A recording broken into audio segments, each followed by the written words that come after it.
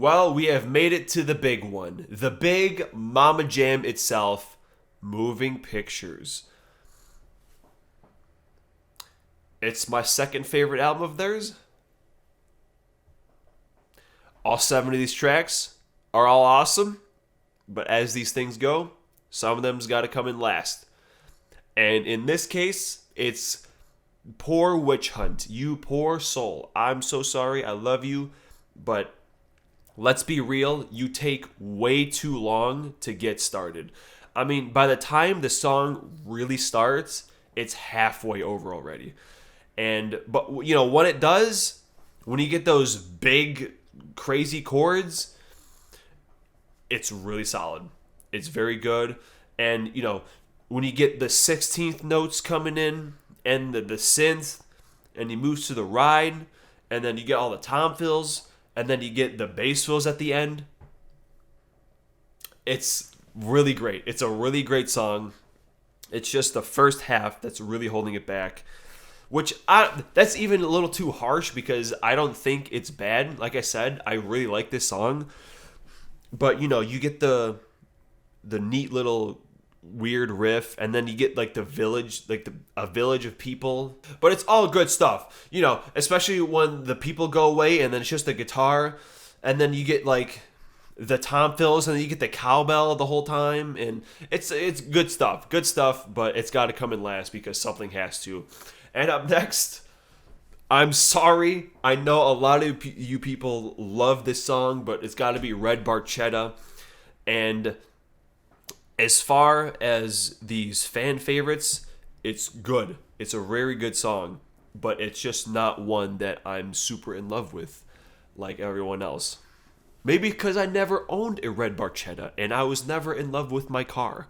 There's a lot of great moments, especially the bridge. Bah, bah, bah, da, da, da, da, da. And then the solo, and you get the car, and a ba do do do do do. Like, that part's fun and everything. And the harmonic, like the harmonic intro thing and the outro, it's very cool. You know, you do not hear like harmonic riffs very often, but this one has it, and it's pretty awesome. But the whole album is pretty awesome. And you know what's even more pretty awesomer is Vital Signs. Now, I think this one is actually kind of underrated. It is perhaps my favorite vocal part on the entire record, and I think the song really shines with Neil. I mean, I love all his parts, especially when you get to the end, and it's, you know, on the hi-hat in the ride, and you get like the long synth note, and then you get like the bass fills coming in, starting that section, and then you get the lyrics. I love the lyrics at the end of it. Yeah, I just really love how this album ends. Great track to go out on.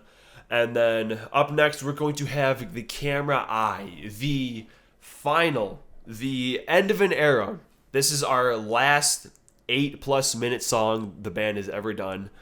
And it's a great one to go out on. You know, it's a great intro, as is all their songs. You get like the eighth notes on the keys and the fills. Every time it does that section, the tom fill changes. Great little detail there. And the main riff, all that stuff is great. And then you get like the build and release in the chorus is so good. Like, the chorus ends, it's like these big snare rolls and these big hits, and then that last big hit when the synth comes in, and then you're just in this top. I'm just trying to describe why a Rush song is really good. Is just, it makes you sound insane, because like, what am I even saying? But you get it's like it builds up, it goes fast in the chorus, and then it drops into this synth thing, and then everything in it is just so good.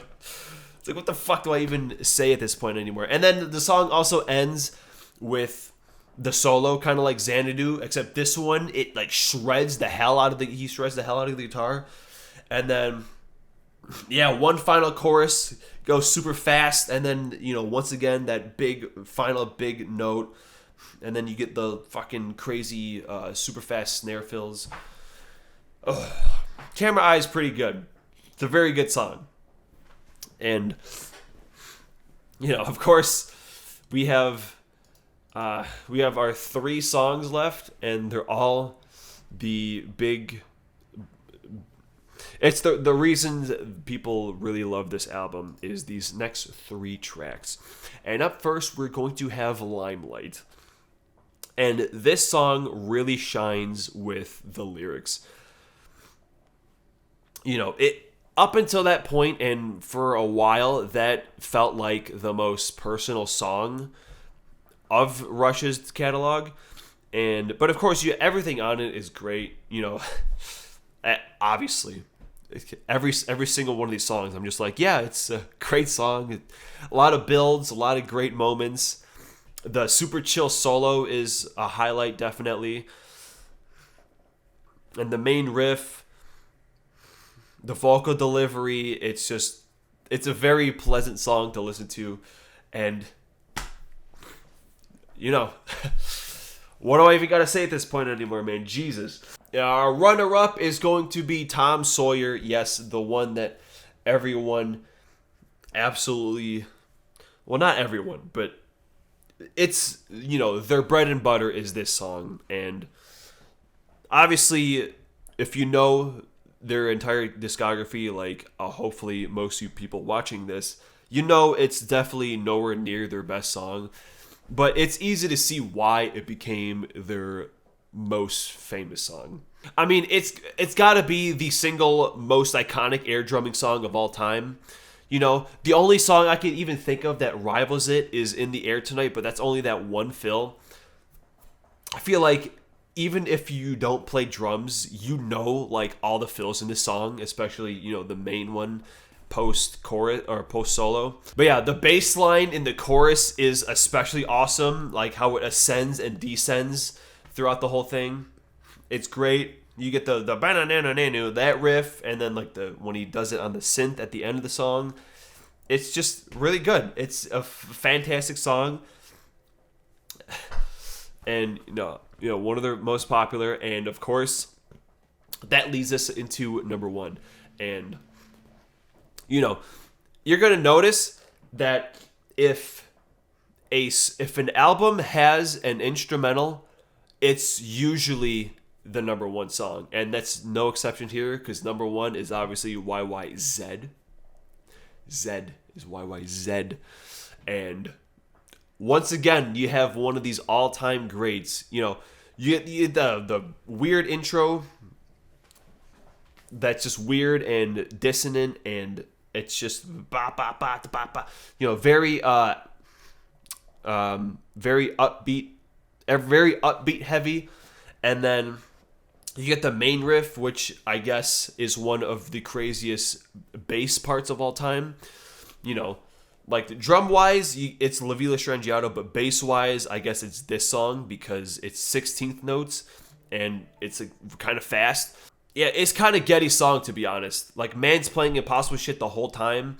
And then you get the absolute goated-ass middle section where it trades drum and bass fills, and the guitar, it just keeps doing weird, crazy shit, especially live. You know, Alex is up there just, like, being a total goof-ass the whole time. And then, you know, obviously, the bass and drums have, like, their 3 little bits, and then it ends with the guitar solo. It's a very, like, you know, then Alex gets his moment to shine, and then he descends down the guitar, and then it kicks into that synth section, which is just super cool. And then, you know, obviously we get our main riff back again, and it finishes the song. It's just one of those songs that everyone knows, especially if you're a musician. You know this song because chances are you probably tried to play it at one point, and I bet most of you didn't do a very good job at it. But yeah, that's Moving Pictures, man. At this point, it's really hard to even try to talk about these songs because, like, just especially in this era of the band, everything is just so damn good. Like, maybe you get like 1 or 2 songs that aren't like super memorable, but fuck, man, there's a lot of good stuff. So tune in next week or whenever the hell the next one is dropping.